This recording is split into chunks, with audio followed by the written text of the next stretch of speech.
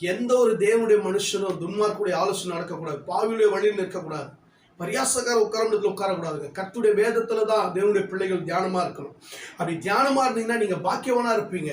நீங்க செய்கிறதெல்லாம் கர்த்தர் வாய்க்கும்படி தினமும் நீர் பாய்ச்சப்படும், தினமும் கனி கொடுக்கிறவளா இருப்பீங்க, தினமும் நீங்கள் செய்கிறதெல்லாம் வாய்க்கும்படி செய்வாரு. துன்மார்க்கனுடைய வழி அழிந்து போகுங்க, நீதிமான் செய்கிற காரியங்களும் நடைகளும் காரியங்களெல்லாம் கர்த்தர் வாய்க்கப்படும். கர்த்தருடைய வேதத்துல பிரியமா இருங்க, வீணான காரியத்துல நேரத்தை செலவிடாதீங்க.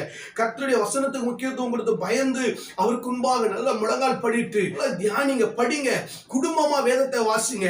கர்த்தருடைய வேதம் உன் வாழ்க்கையில் இருக்கிற எல்லா சாபத்தையும் அக்கிரமத்தையும் அநியாயத்தையும் வாழ்க்கையில கஷ்டங்கள் குறைவுகள் உங்கள் வாழ்க்கையில தடைப்பட்ட காரியங்கள் எல்லாம் முறித்து போடுங்க. காரியம் மாறலாக முடிக்குங்க. உங்களுடைய வாழ்க்கையில நீங்க எதிர்பாராத ஆசீர்வாதங்களை உங்களுக்கு கொடுக்கும், அடைப்பட்ட வாசல்களை திறக்கும், ஒரு உயர்ந்த இடத்துக்கு இந்த கர்த்தருடைய வார்த்தை உங்களை கொண்டு போகும். இதுவரைக்கும் பெறாத ஜெயத்தை நீங்க பெறுவீங்க. கர்த்தர் உங்கள் வேலையை ஆசீர்வதிப்பார், உங்கள் பிசினஸை ஆசீர்வதிப்பார், உங்கள் ஊழியத்தை ஆசீர்வதிப்பார், உங்கள் குடும்பத்தை ஆசீர்வதிப்பார், உங்கள் பிள்ளையுடைய வேலையை படிப்பை ஆசீர்வதிப்பார், உங்களுடைய பிள்ளையுடைய கர்ப்பத்தின் கனி ஆசீர்வதிப்பாருங்க. எப்பொழுது கர்த்தருடைய வேதத்தை தியானிச்சு பாருங்க.